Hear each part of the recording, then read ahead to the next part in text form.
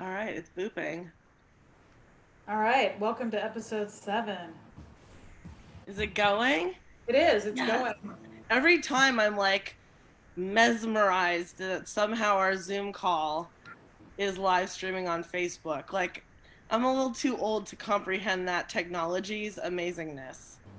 Yeah, yeah, just earlier today I was on a Zoom call and I was so very impressed that you can just, open up a doc and share screen and like someone can type into it and you can Yes. create something together. Like, Yes.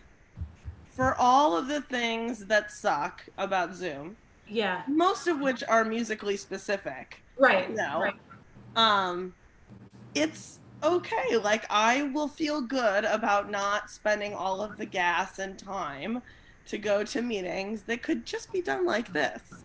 So Well, that's yeah, I my mean, silver lining for the not day. to mention just kind of being able to meet with anyone from anywhere in the world, like, Yes. so Yes. Our many kids were restrictions. working with a teacher from New York today. Yeah, So yeah, great. Plus, we saved on all those airline fees. exactly. It would have been nice to be in It's fun. person, but Someday, okay, you know? someday, we're gonna make that happen. But for right now, let's capitalize on it. Yep, exactly.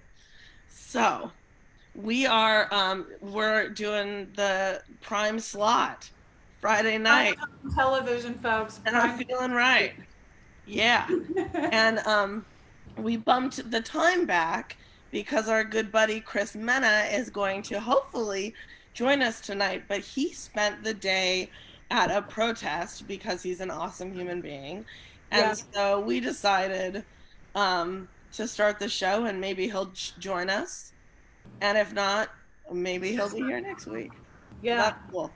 Today's yeah. kind of a freebie because next Friday starts something that I'm pretty excited about, our clock hour situation. Beth, you want to talk about that for a minute?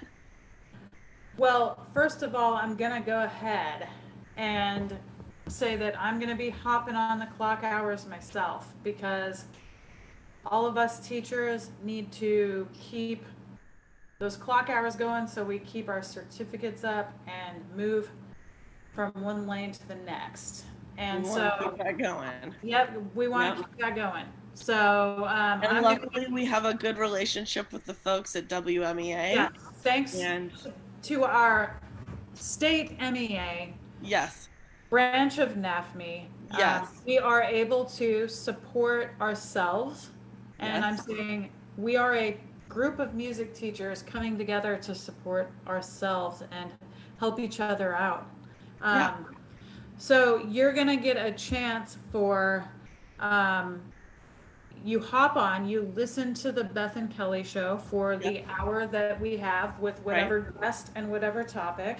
Yep. And then we're going to have a half an hour live Zoom, which But won't it be won't be streamed on okay, Facebook, right, but it'll which be probably means the first time we do it, I'll accidentally hang up on everyone and then we'll have to start a new call. But that's okay. sure. I You know, mean, since we had to have Jared jump up and plug in the right. sound system for us at the thing we did at Jazz Ed. Okay, because we don't know how to work a soundboard either. Dude, for real. I know I'll mess it up. I'm apologizing in advance. Remind me how many clock hours people stand to acquire or Well, we're accrue. doing it in monthly chunks to make it nice and tidy. Yeah, So it's, every Friday in August. So starting next Friday. And I could look it up, but it's, I think, 4 Fridays. And it's 1.5 hours each time. And that's a bundle, an August great. bundle, So if you that's will. cool. That's really cool. Yeah. And up through until school starts, we're going to be focusing on doing these things at 1 o'clock Yeah. p.m. Pacific time. And we'll try and focus on like back to school stuff. Right, right. And then after that, we're gonna shift it Happy hour, bro. to be happy hour. Yeah. Drop So home from school, put on the sweats. put on the sweats, Yep. grab yourself a seltzer, Oh, and join us for happy hour as school starts. But yeah. And then it's we'll talk shop. yeah, we'll talk And shop. yeah, we'll talk about if you want to talk about the episode we just did, that's cool. If you don't want to talk about that, that's cool too. If you want to tell us topics for next week, right on. We've got a Yeah, big old list of topics, but we really just decide uh on the fly kind of which one we're going to do, but it doesn't have to be that way. We'll plan it ahead. yeah. So speaking of listener feedback, Ooh. um, I was speaking to a fan of ours, and she said that she likes to listen to the shows and listens pretty much every week. But notices that we very rarely engage with our um, people on Facebook Live Oh yeah, I don't know how to do that. that type questions or comments. And she said it would be fun if you guys could type comments to those folks. You know what? That's a great suggestion. I tried to do that in episode, I think, 3, and you can hear us delayed in the beginning of that episode.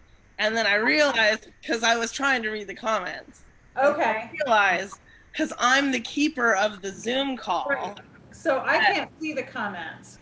yeah, you will be the one who has to do that. And I'm not sure if you're ready for that heavy lift or not, but it would be fun. Well, Page. the thing is that I'm on Zoom. See, this is where you and I need PD. Right. Can someone please call me and explain who and how one of us can interact with Facebook? Because, I mean, we got fans, man. Okay. Ah, so that's what's going on with the clock hours. And Yeah, all you do is just email me, and we'll put you on the Zoom. You'll get the Zoom link, and we'll yeah. just, hang out and talk shop. It's Uh, a teacher hang for clock hours, you guys. Let's do it. like, hello, is that like a no-brainer, or is it just I me? mean, I honestly would probably like hang with these people anyway on a Friday after school.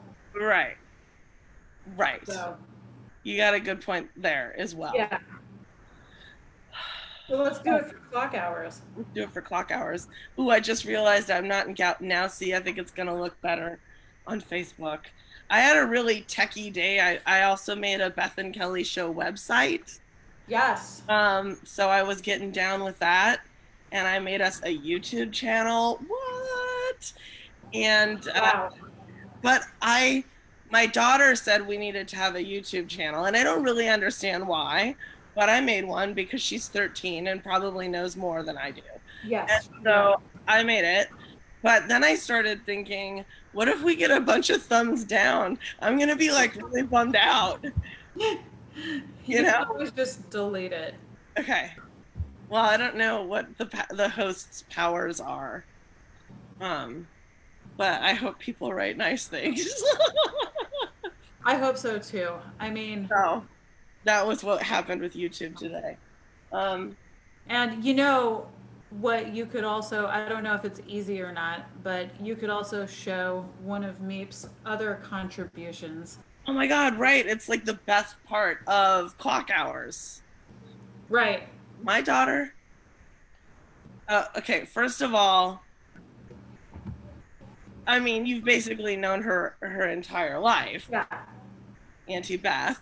Yeah. And she is me shrunken into a smaller version of me, right? I mean, Right. that's a pretty fair assessment. She looks like me, she talks like me, she thinks Yep. like me. It's Yep. kind of frightening, really. Yeah. Um, but she's much funnier than me. Uh, like a lot funnier. Anyway, so I was telling her about the clock hours, and she thought that she would like to contribute and make buttons for everyone that signs up for clock hours, and that the buttons will say, and this was her idea, and off. So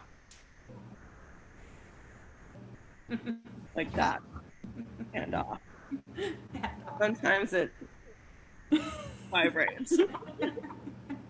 Anyway, so my daughter Meep is gonna make and off buttons for all of our clock hour people. And I really like the idea Yeah, of that going out into the world, it needs to. right? It So needs pretty to. stoked. Pretty stoked on the and off buttons. Yeah, Anyway, I'm getting growly. I need some water. Just a little lemon today. that's good. That's healthy. Okay, so So we should I'm really launch into the topic with or yeah. without Chris. Yes, I agree. Chris I is here in spirit. He's here in spirit. And when he was telling me all the things we were going to talk about, I was like, it sounds like we need 4 episodes. So Yeah, seriously. Yeah, there we will can have be him be back. back. We can have him back. Also, I have a feeling things are interesting now at the protests. Like there could be Yeah, something I happening. hope he's okay. I hope he's safe. I can feel in my bones that he is safe. Um, Also, someday I want to do an episode where we just tell our favorite, most hilarious stories from Washington. Because they are so epic, and it would be really cool to have some student guests on that one. Yes, yes, yes. Could we get Pirate Pants on as a guest to do a Pirate Pants episode? You mean the person who made the pirate pants? And the wearer of said Pirate Pants? Um, that remains to be seen. Are you in touch with said person's parent? No, but I feel like the interwebs can, like, I can do a Yeah. search. Let's do a search Wouldn't that be hilarious? and But I mean, of interview. course, part of the thing with Pirate Pants is I don't know all of the people who made it because it was such a good, like, hiding, you know? Right. The kids all banded together, so I wouldn't Yeah. know what happened. Yeah. I mean, I think having we're adults now kind Yes, of conversation with that student and someone else that was involved that, it would be so funny. We'd do a Pirate Pants call in. We could do a I friggin' would love to do clown. I would love to do a highway to hell. Yes. Okay. Highway to Hell, we'll do friggin' clown. And maybe I got her, folks. I got her. She almost fell out of the chair. And I think bird nest hair, right? Maybe those will be the 4. Wouldn't that be fun? It'd be so great. Dude. So we'll do that episode soon. But I think Chris is like maybe trying to join us right now. So Okay. what I'm gonna do is I want to be fancy here, and I wonder we're gonna find out live on the Beth and Kelly show if I can share my screen Okay. and if it goes over through the Facebook. It should, I think, because it's I think it will. our faces, right? Yeah. But what I wanted to do is pull up. We were gonna talk about it with Rossi, and Oh yeah.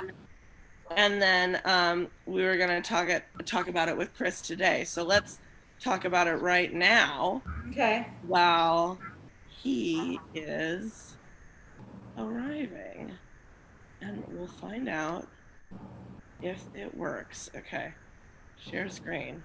I think everyone at home is waiting with bated breath. Can I'm you seeing I'm seeing a see the graphic. picture Yep. of the people? Okay, great. So this blew my mind, and I think it's really important to talk about because um, it's really confusing to grow up with one set of ideas that is thought to be very progressive, and then to learn as an adult that that is now not what you're supposed to say. And I think that that idea really stresses people out, Yeah, it and does. they feel like they're not smart enough, or there's something wrong, like, and so people kind of dig their feet in um, out of frustration. But I think, hey, Chris, Hi. you're Hey. live. Just fly. Sorry about that. I can't wait to hear the story. I bet you Uh, something amazing happened, always. dude. Well, we were just starting to talk about this, and Okay. I was saying that it really blew my mind. There, an article came out a few weeks ago, and it showed this exact picture, and it basically showed the first two, and said this is white supremacy at work. Hmm. And it really blew my mind because just 3 years ago, that was the model of what we were supposed to do. Yeah. Yeah. We had PD on it. And Hmm. it, I think it's so frustrating to people that it's always changing. Hmm. And I think that that feeling is what makes people dig in their feet and want to stop learning, you Yeah. know? Well, And and I want to speak to that because I understand, like, I grew up, Beth grew up, we all three grew up in hmm. the you're supposed to not see color era, Right. Hmm. right? And I always felt confused about it. I was Hmm. like, wait, we're having like this big multicultural celebration to celebrate the differences, but I'm not supposed to see the differences. I'm Hmm. confused. Yeah. And so maybe because I already felt it was weird, maybe I accepted that change faster or something. But Hmm. it's just really important to remember that as humans, part of the deal is that we're supposed to learn and evolve. Yeah. Science learns more, Hmm. people learn more, then something changes and more people feel safe to speak up. Hmm. And so it's not that there are more trans people now necessarily. It's just it's safe to be vocal. Exactly. Right. Exactly. Yeah. And so maybe Chris, from there, you can take us into, I think, what's a revelation for a lot of Yeah. people, Hmm. that suddenly those first two pictures are a problem. Would you talk us through that a little bit? Oh, for sure. For sure. So, um, like since being in education, that's I look through everything through that lens. And so when you take one of the things that this makes me think about is James Banks's uh, four approaches to multicultural curriculum reform. And so he talks about these different levels, and with each level, you get deeper into like just like equity in education. The first level, I don't know if you're familiar with this, like the contributionist approach. Have you heard about this before? No, no, Okay. please. So the first level is the contributionist approach, where it's basically looking at cultural contributions. Okay, so with multicultural curriculum reform, what essentially changes in most implementations of it is just the window dressing. So the underlying systemic issues, like the structure of the curriculum, what values are there, they don't Right, change. The way kids are tested, it doesn't change. right, So you may be incorporating, like a multicultural kind of perspective, but you're not changing the fundamental foundation it's built right, on. right. And so that would be, I would say, the first level. You know what I mean? I think The first image in this picture. I think we're uh, kind of stuck in that level, or at least we were pre-COVID. Mm, Mm-hmm.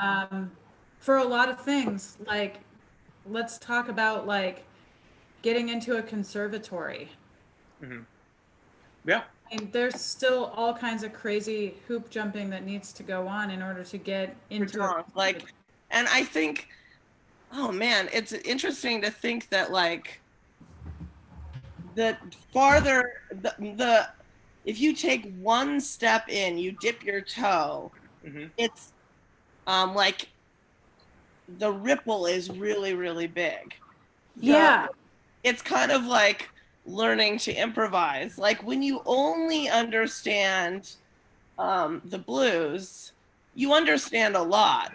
But Mm-hmm. then when someone starts to explain there are other types of chord structures and changes, Yeah. it's like, whoa. yeah, And you have to get past the, like, my mind is blown. I don't think I can take on this lifetime of work. You Mm-hmm. got to work through that to be able to understand the third picture here. Exactly. Exactly. yeah. And Yeah. if we look at this third picture through James Banks's model, that would be the social action approach. That's where the whole foundation of education is completely changed. It's something completely new. We're not replicating these, these systemic oppressions that occur in education.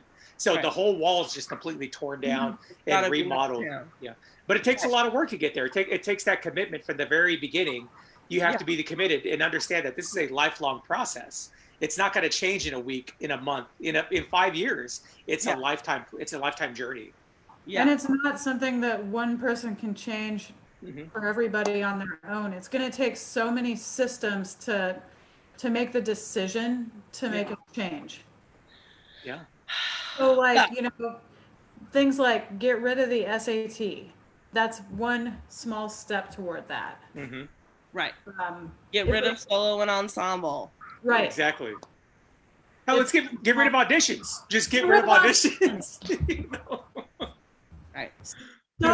so many entities would have to decide to obliterate that fence. Yeah, that's right. It's not just one group can't just decide to do it. Although I will argue that one group deciding to do it can maybe start a ripple. Mm-hmm. Mm-hmm. Um, Let me tell you what group that is. It's a small virus that exists in the air right now, and it stopped us from doing anything. yeah, This we've is got, the we've got to moment. rethink. Yeah. This is the moment where Hmm. those things have been stopped for the time being. And what are we going to do with that moment while it's stopped? Yeah. Um, well, I think I was like listening to what you were saying just now, but I also just remembered the first time that I met Chris. Yeah. And I have decided that I must share that story Yeah. Yeah. because look at what's happening now, this conversation, Yeah. Mm-hmm. right? And what happened is it was my last year at Washington Middle School. And so you were there, Beth, when this happened. I was there. And I got a phone call in my office from someone with some sort of focus group that wanted to pay me $80 to give my opinion on NAFME. Mm-hmm. Oh, baby. Yeah. And I was like, when is it? Downtown? Oh, parking voucher? Okay. All right. Yeah, I'll do it. $80. Yeah. Let's do this. And like I get to say my opinion. Like it's gonna be anonymous. Yep. Okay, great. I'll be there. Okay. So I get to the thing and it's like above the mall or something. It was weird. Yeah. It was Yeah. like office buildings above a food court. I remember getting kind of lost. Anyway, I walked in and I felt the way that I feel when I go to conference, Yeah. which is there's a bunch of white dudes with really big smiles on their faces, Mm-hmm. all talking around the water cooler, and they are all bros. And they're looking at me like I don't belong here. Mm-hmm. And quite frankly, I don't want to belong here. Mm-hmm. And it was kind of gross. And then I sat down at this big banquet table. And then this dude sat across from me. And he had a beard and tattoos. And they would go around the table and ask questions. And every time he said something, I was like, mm-hmm, mm-hmm. Uh-huh. Yeah. Every time I was like, oh, that's my dude. These are not my people. Uh-huh. That guy's my people. And then I think I asked for your card or something. Yeah. Yeah. And then history happened. Yeah. That's so cool. I was like, let's be Yeah. friends. Yeah. I remember that. I We're gonna remember. be friends. The Seattle freeze is not real. We're gonna be friends now. Yeah. I'm seeing you, my friend. That's what happens.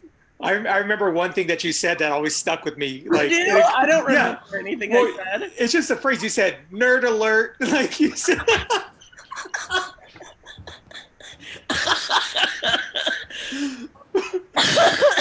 That is definitely a phrase that is heavily used. Heavily. Dude, what is Heavily. happening right now is nerd Yeah. alert. It is. Yeah. No, what definitely. are we doing right now? This is so nerdy. Yeah. It's so sad because it was such an opportunity for us to really re-envision things. Not to say that it's lost. I mean, but instead of focusing on how we're going to go back to the status quo, it should like we should have been looking towards the future. Like, things are changed from here on out, and we're trying to cling to the past so hard, And it was just a lost opportunity for the start of this year. Things could have been completely different, but we wanted so quickly to go back to that old model. It's Yeah, real. Like people they want to cling to that comfort, and now's the time Yeah, for all of us to be uncomfortable a little bit, to really change things. dude, praise yeah, hands for all of that. yes. Mm-hmm. Mm-hmm. So, my journey from March to about right now has been a really interesting journey because I think I went through a phase as we were going into like teaching online. I think I went through a phase of like feeling isolated and like I don't know if I can do this. Kind of like locked. I felt locked. Um, but right now, as like I've gone through a lot of the grieving process, as we talked about a couple weeks ago, we like literally talked about each of the different phases you go through when you're grieving. Mm-hmm. Uh, right now, I'm feeling more empowered and like really, really sure that things cannot go back to the way they were. Yeah. Even when we get to whatever the new normal will be, and we have no idea what that looks like, Mm-hmm. there's so many more things that are important Mm-hmm. than trying to go back to how it was before. In the world of, at least in my little world of instrumental music Yeah. education. Mm-hmm. Okay, Yeah. Chris, Yeah. can you? I'm gonna like try and keep us to a lesson plan this week. I failed like miserably last week. We just started talking shop, and it was like everything we were gonna do, we did not do. So, but we just accomplished one thing that we Okay. said we were gonna do, which I like. Okay. Um, okay, here's what I'm wondering. Can we, but Chris mostly Mm-hmm. because you're well, will you share a little bit about your background? Because you're like a very interesting person. Yeah. Just get the resume real quick. Well, thanks, Kelly. I That's mean, you lived a yeah. lot of lives, but Chris is my like most trusted curriculum and general music person at Jazz Ed. Um, so go ahead. So yeah, it's kind of that is always such a big question. Like, tell me about yourself. Tell us. Well, No, you so teach elementary school music. yeah, I do teach elementary school music, but I just so yeah, but like musically, like okay, so where to start? So I'm just gonna start from the beginning. I'll take like 3 minutes and I'll condense it. So Please. I grew up in a fairly musical family. Like my uncles, they were in Chicano rock. They had this Chicano rock band. My grandpa on my mom's side, like he played conjunto music. So I grew up in this rich musical like culture. My parents, they love music. There's music always around in the house. I started playing punk rock when I was 11. So I couldn't do band early in school because my family was so poor we couldn't pay the instrument rental fee. And so I started playing punk rock on this busted drum set that I acquired when I was 11, and that was my musical experience until I joined. Yeah, yeah, We're way into it. Yes. so like I was already thinking about like, oh, band is just this thing, like the traditional music, it's this thing, that I don't have access to because I don't have the money. It's And I not eventually, me. it's not for me, exactly. And then I Mhm. eventually got into it, fell in love with it, did marching band, all that, and that was great. But in high school, I was gigging at nights with my bands. You know what I mean? On the weekends, I was setting up shows with my band. So I was living these two musical lives. And that's been the story of me basically, like living multiple musical lives. And always really questioning, like what is the traditional model of school of music? What is that really teaching kids? It's teaching kids how to become professional musicians, but music is so much more than that. You know what I mean? Like, what about community music? What about participatory music? Oh, I just want to do a quick plug. I'm currently reading this book. It's No. Chicana uh, Yes. Arte Vistas in LA. And in this book, Martha Yeah. Gonzalez talks about her experiences, and she talks about her dad who wanted to be professionalized, and really problematizing what does this, like, this traditional music model, what does it really have for those of us who want to do community music, and so, like, those early beginnings, and then eventually later on in life coming back to Son Horocho, it just really taught me just to, like, think outside of that traditional music model, because there's Mhm. just so much more music in the world, and I've traveled all over the world. I've studied different musical cultures, and yeah, so I mean, I hope that made sense. It's kind of rambly, Last but summer in Burma, right? yeah, the past 4 summers in Burma, working on music programs there, Cool. yeah, like, A yes, world traveler yeah. you are. But Um, it's always music. Like, how do we get outside of this very intentional, like, traditional music model in the U.S. that was created to basically, like, seriously, to segregate people. I have the receipts, like, I've done the historical research, like, and I can talk more about that if you want me to, but yeah, well, that that's that the thing segregates that people. is especially fascinating about you, I think, is Hmm. that you have, on the one hand, a very sort of, I don't know the right word, like not structured view of music, right? It's Hmm. like it's of the family, it's multi-generational, it's Yeah, community, not in my school marching band. But then you're also an academic. yeah, yeah. Yeah. You're There's that. published and I you're know. ABD, right, with your dissertation. Yeah, yeah. And ABD. so Chris will put you together a lesson plan with assessment extensions and link to national standards and with his eyes closed. Mm. Um, and so those two worlds almost never meet, They never do. except for within you, Mm. which is why you Yeah. are my most relied upon person. Awesome. You Yeah. can see it from both sides. It's very valuable. Yeah, and it's not, like, the thing is, it's not that difficult for people to do it if they just put in just a little bit of work, to get outside of that box, and there's such a beautiful world out there. But in my experience, it's just that teachers are so scared to do away with things that are comfortable. You know Mhm. what I mean? Because then that's admitting, like, they are no longer the quote unquote musical expert.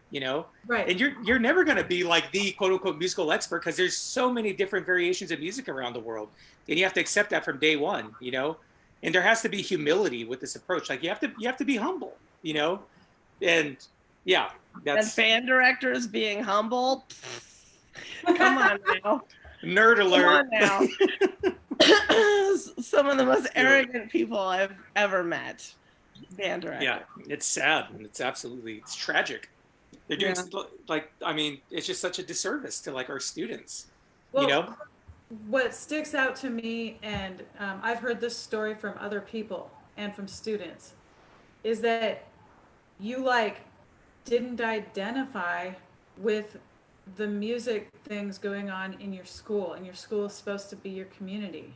Hmm. And you're like, eventually, because you were so musical and so intrinsically motivated, eventually you gravitated toward it and cracked the nut and figured out how to do it, Hmm. like the marching band thing and stuff like that.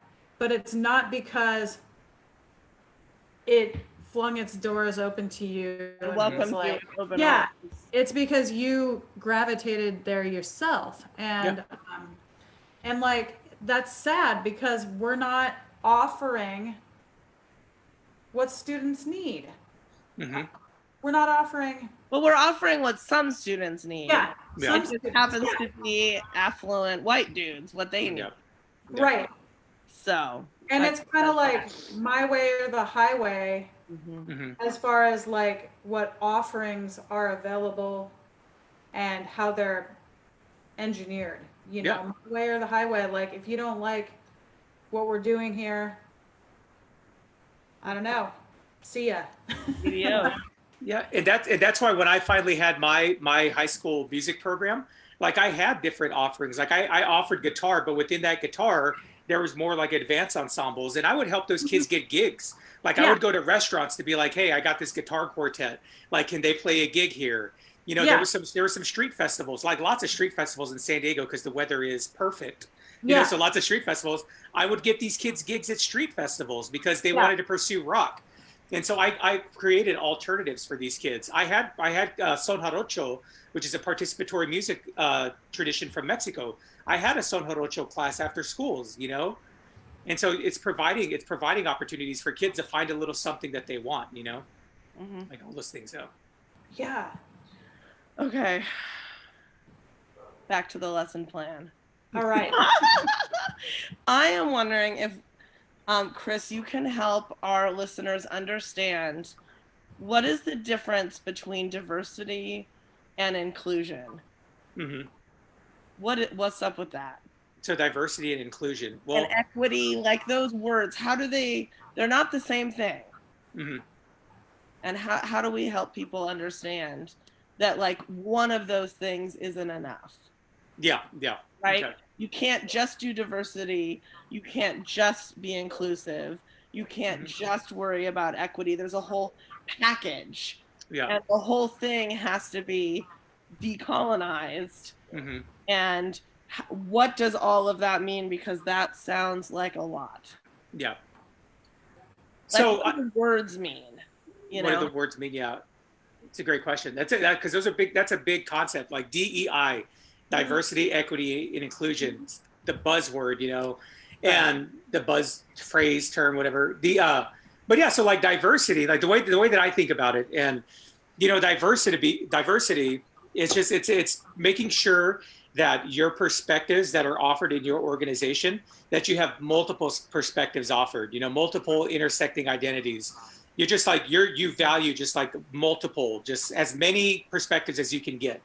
So that's the diversity piece, With programming, with teachers, with song every selections, at with all all of levels, those things. Everything. everything. Yep, at all levels, everything in your organization. You know, but also like within that idea of diversity, it's also the understanding, that sometimes like these historically marginalized groups and underserved groups, it's like sometimes they just want to be by themselves so they can talk things over together. And Mhm. but that's also embedded within this idea of diversity, is understand how to negotiate all these various social dynamics within these groups.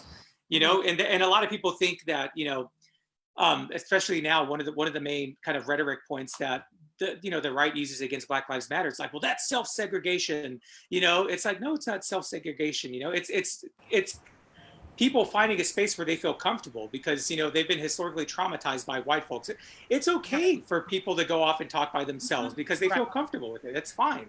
So Right. that's That's amazing. Like every year when we have Girls Jazz Day at Jazz Ed, we get 2 to 3 hecklers, like mhm, calling the office nonstop on the socials, asking when is Boys Jazz Day.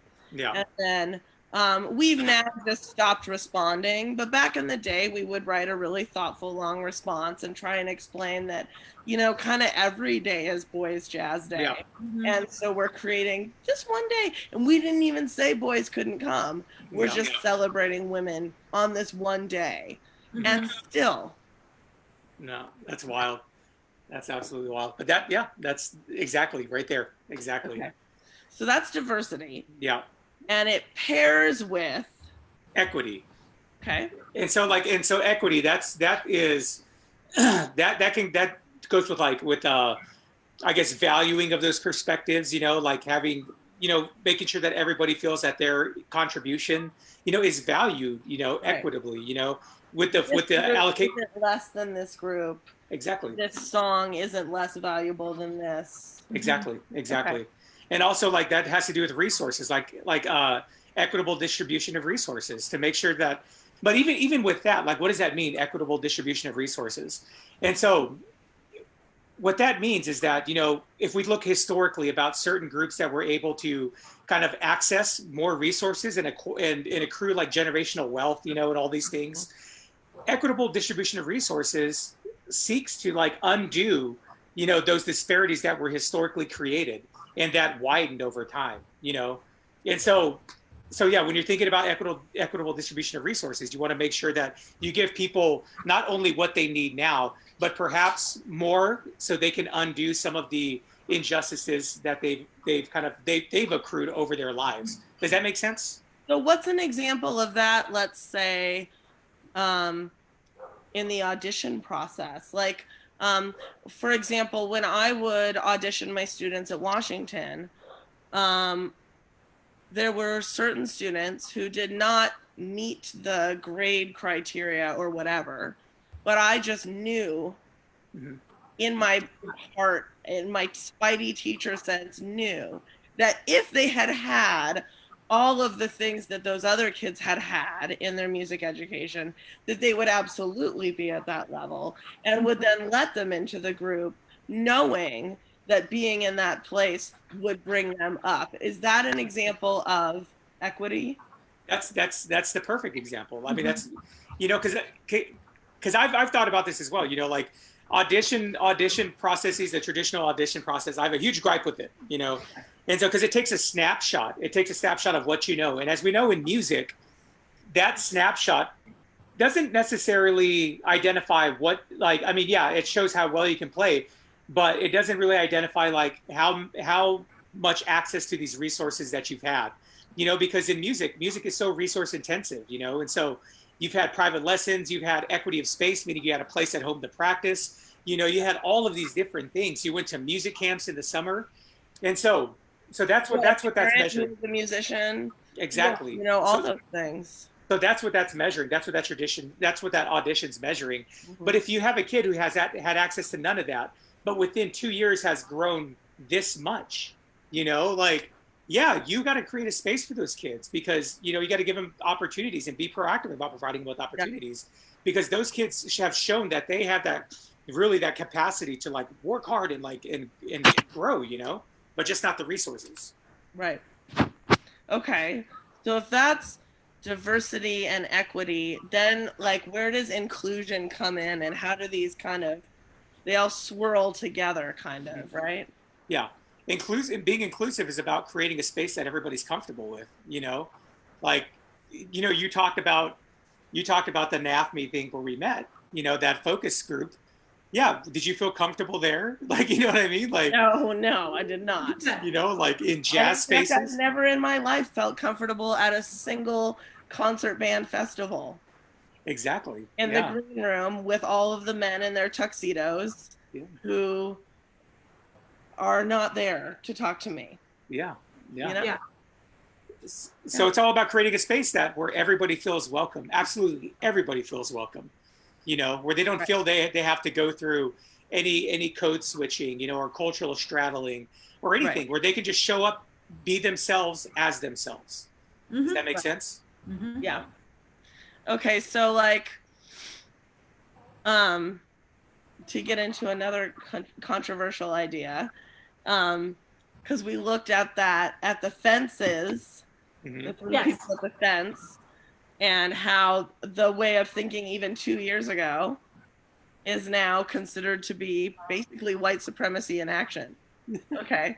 And so um I mean I am not a religious person and I am also very far to the left politically. But when every time there's a school shooting and the thoughts and prayers go out, Mm-hmm. it's like, oh my, I mean, yeah, right. I mean, I do not respect the thoughts and prayers approach. Hmm. So there was a tweet and um, someone said diversity and Yeah. inclusion are the liberal version of thoughts and prayers. Yeah. And I was like, oh snap. Yeah. What if, like, can someone help me understand that? God. It's so accurate. So accurate. Because it's I missing think the action item. Yes. Thoughts and prayers, there's no action. I mean, I guess maybe people believe that prayers are action. Anyway, it doesn't get at all the angles of the problem. Hmm. Nor does just diversity, just equity. Just it all has to be done together Yeah. to make the change. Yeah. And none of it is like a check the box that you've Right. done it kind of job. It's like it Just takes address diversity. it takes all Have of the, it together, and it takes so much nuance and yes. knowledge of each individual student and Yeah. their family and you as a person and the other people in the class And and building structures that are at their core yeah. based in all of these ideas Yeah. so that as they expand out, Hmm. you're meeting the mark. Yep. Yep. Yep. Yep. So I think, look at me steering this conversation like a champ. So I think that's where we sort of steer it to decolonizing colonialism in our schools, Yeah. the history of where these structures come from, which we started talking about with Rossi last week. But Mhm. um, I mean, we're not done. Yeah. Like, what? And that's a newer term to us as educators, and I think a lot of us are unclear on exactly what it means. And Chris, will you give us a little yeah, walkthrough talk what us that, through that. like colonialism and decolonizing? Well, yeah. Yeah. I mean, so there's a couple of scholars, there's this, just to start with some readings, So Linda Tehui Smith, she wrote this book called Decolonizing Methodologies, and it talks about like how like decolonization of research. There's this great article that came out by what is it, Tuck and Yang, and it's called Decolonization is Not a Metaphor, and it describes like just like decolonization. So those are some good resources. But what is decolonization? So it's getting us past this kind of, well, like this it's kind of tough to describe because like colonial mindset, this mindset that like this hegemonic thinking, that there's this certain like these values, you know what I mean, like patriarchal values, like they're just kind of, it's this hegemonic thinking within that. So I think I can describe like a process of decolonization or call it like decolonization more than I can define it. Yeah, go. Great. But so Yeah. let's take a look at how decolonization or colonization rather relates to music education in the U.S. Great. Okay, so one of the first person to really advocate at a wide level for kind of expanding school music in the United States was what was his name? Otto Meissner, sorry, Otto Meissner. And so he led this 6,000 or this campaign, this letter campaign to 6,000 superintendents across the United States at around like 1918, 19, somewhere like around there, early 20th century. And so because he really wanted to expand, school music. Okay, so but the language that he used in this letter was like music is going to keep bad kids off the street. Music's going to make sure that kids, develop their morals. Okay, but let's take Otto Meissner a little bit earlier than that. Okay, so Otto Meissner before that was involved in the Philippines during the American occupation of the Philippines. And so, as a part of that occupation, one of the big projects there was this educational project to instill these nationalist ideas into the Filipinos. And so the United States created this education program. Thomasites, have you ever heard of the Thomasites? No? There were No. these teachers that were sent over on the USS Thomas to go and to teach American, like these nationalist values, mainly middle class American white values to the Filipinos. Hmm. So the person that was in charge of music in that project was Otto Meissner, who then came back, advocated for the same type of music programs in the US. So, Hmm. so colonization in that context is that the United States went to a different country and they wanted to instill these national values in them so that they could inevitably continue to be of service to the US as a colony. Does that make sense? And, Yeah. and even now, like we're still very much benefiting from that relationship, like with Duterte and in our relationship with the Philippines. Like so that's colonization. So decolonization is understanding like how hegemony in any organization or in any social structure, how that hegemony kind of was embedded and how we can undo that. Does Mhm. that make sense? That hegemonic thinking. Right. So Mhm. So if you look at, let's say, a school orchestra Yeah, program. let's talk orchestra. What are some examples of some things that might need to be decolonized? Concert etiquette, like Yep. how Yeah. you know, the repertoire, Yeah. their seating arrangement, Yep. well, Masters, yeah, conduct, like the idea of a conductor, Yep. all Oh my these God. things. You're right? Yeah, speaking my language, Right. dude. yeah, I You're mean, speaking my language. we've been trying to do this work for like Oh my 15 God. years, but we didn't have a name for it, yeah, right? yeah, yeah, So, Oh and my then, God. and then, right? yeah. But like, there's this really, really cool nonprofit, and Chris, I know you're involved with them, the Decolonizing the Music Room Hmm. nonprofit. Yeah. And they have a website, of course, and they also have a discussion arm, which is a Facebook page. Yeah. And they've been rapidly, rapidly growing, which is really encouraging to see. So they've created some rules around the website. There are some classes that you, as a new signee Yeah. uppy, yeah, you Yeah. take like some little quizzes, and you're asked to, listen a lot before you respond. I think like that concept in itself, that just learn for a while, Yeah. Learn for a listen while. before you insert your opinion, is Hmm. an example of Hmm. how we can decolonize our Yeah. classroom, right? Like, you aren't the teacher, you don't necessarily have all of the answers. Hmm. Maybe sit back and let your students teach for a while. Yeah. Or Right.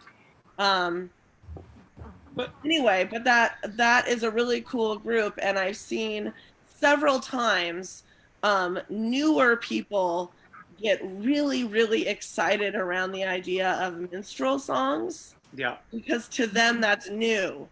Hmm. Wait, what? Oh, Susanna? What? Right? Mm-hmm. It's like, I mean, haven't we known that forever? But like, it's really radical to a lot of people. And then Yeah. it's like, comments, comments, comments, comments, all on minstrel songs. And I think it's because it's easy to see that it's wrong. Yeah. It's easy to find it in your program and to Hmm. make it stop and to say, we're, we're good to go now. Yeah. And their point is, no, you need to listen to all of this. Mm-hmm. Hmm. It's not just those Yeah. songs, Yeah. right? Like, it's the structures. Hmm. Well, there's one important point that I wanted to make about colonization, Yeah, just please. before I forget, because it connects to what you're talking about. So like the idea of a colony, it's a place where countries go to extract wealth. You know what I mean? Colonies have always served as a place where people extract wealth, and so kind of extrapolating that thinking into like us as people, like what is colonization? How does that function in education? Well, if we take a look at how schools developed, like kids were intended to become eventually workers. You know what I Mm-hmm. mean? And so they have to have their mindset in a way that can be easily manipulated by their bosses, by industry. There was this whole like branch of study called music and industry in the early 19th or early 20th century, that looks at how can we use music to make more efficient workers. And a lot of our early music programs, and even now, are still imbued with that. So colonization in this context is how can we shape kids' minds through musical experiences to have them become more efficient workers, so we can extract as much wealth from them as possible. So I just wanted to add that, like, as a part of that colonization. Yeah.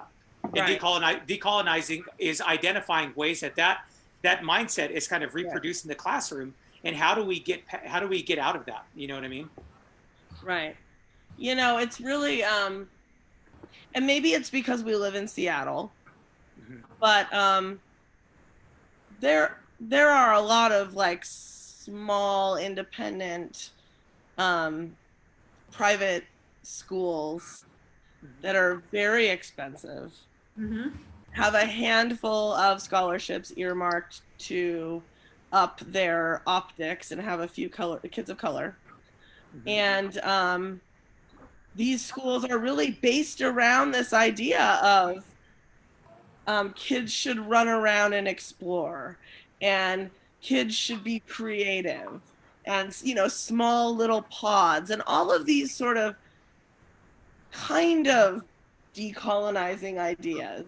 Hmm. But then the whole thing is like 50 grand and it's It's like reserved only for it's privileged only people. for the super served, extra privileged, entitled. Yeah. So that kind of stuff drives me crazy.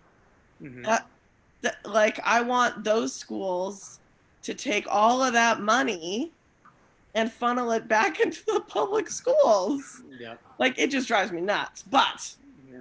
So there are conceptually, these ideas. It's not like it's so radical for people to think Hmm. my 5-year-old son should probably spend more time not sitting at a desk. Hmm. I mean, it's really not that radical. Yeah.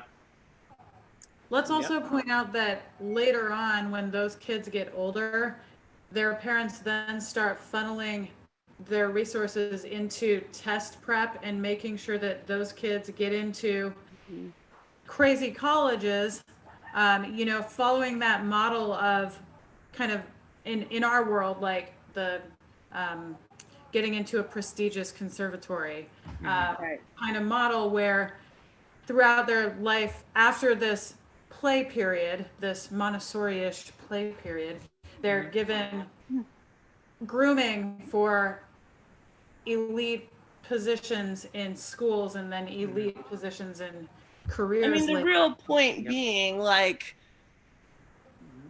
sure, like, those are our students. We need to teach those kids too. Yeah, Not sure. their fault who their parent is. Right. But if you're structuring your program around creating as many of that kid as Yep. possible, that's the It's problem. just like it's it's the I like problem. your And little like especially if like years and years of private lessons is Hmm. necessary for you to be successful in this endeavor. Yep. That just doesn't hit the mark and it doesn't serve people. Nope. that is lame, Yeah. dude. Uh, I had to make an old timey joke just now for Beth as we're starting to wrap up the show. Uh-huh. Chris, when we were It was just riffing at lame the with the beginning, accent. we were riffing at the top for a minute, Yeah. and I was like, we should do an episode where we tell really funny stories from back in the day. And Yeah. the uniform at Washington Middle School Uh-huh. were all of the kids wore black on the bottom half, and then they had a white tuxedo shirt that they were like at school, they were fitted and whatever. And then Yeah. there were these bow ties and cummerbunds that I wore when I was a student there. They were ancient artifacts. Yeah. And there Yeah. was purple for the top group and there was gold, but it was not like it was gold lame, Yeah. Yeah. like shiny, Shimmery. shimmery. And then it was black for all of the other groups. But Beth, you were listening to some sort of, it was like it was like a Spinal Tap interview, right? Yeah, it was an interview with Christopher Guest, Oh. Okay. playing the role of what's Joel his name? Tufnell. Yeah, right, Tufnell. And he's talking about, yeah, we got a new album coming out, and this is like, in the 2000s. So, Uh-huh. Right. well after the movie, well after Smell the Glove. Yeah. Um, and the DJ is like playing along, like, oh really? What's the name of your album? And he said, well, we had intended for the album to be called LeMay. We really wanted to make a splash on this. Yeah.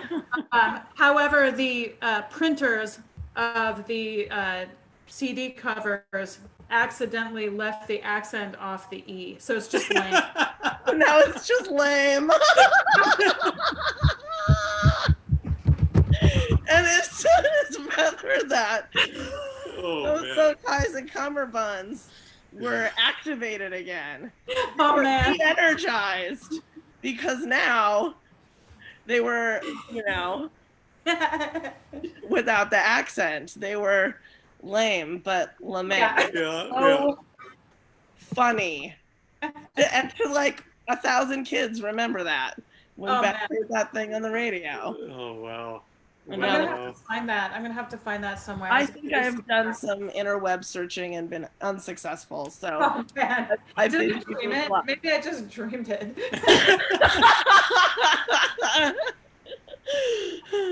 Oh. Anyways, okay, well, on that note, Chris, Uh-huh. There's you so are a much more we could genius. continue talking about. Thank you for your Yeah. time and your Yeah. wisdom. Sorry, And sorry, I was late. I went to a protest today. Like yeah, it was about I the told ethnic everyone. studies. Yeah, and I came home. It was hot. I came home. I just kind of like closed my eyes and I woke up. I was like, oh my god, I'm late. So it was hot. It is, I'm like, I've got little beads of sweat happening Yeah, right now. You're yeah, supposed to be able to like this heat though, because you're from San Diego. yeah, yeah. You're Oh right. You're God. right. Yeah. You I've don't been get to complain. This is your sweet spot. I've been here too long. I've been here too I long. know. We're all Northwesterners now. Yeah. I Can't like handle that. it. You and your plaid, you're fitting right in the old Northwest.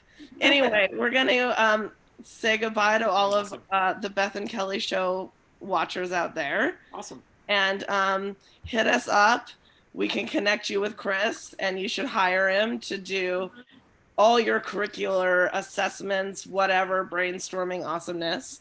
And we'll see everybody later. We start clock hours next week, y'all. Clock Woo-hoo. hours Hop to on. participate. Let's do it. We'll see you later. Awesome. Thank Bye you. Bye. bye.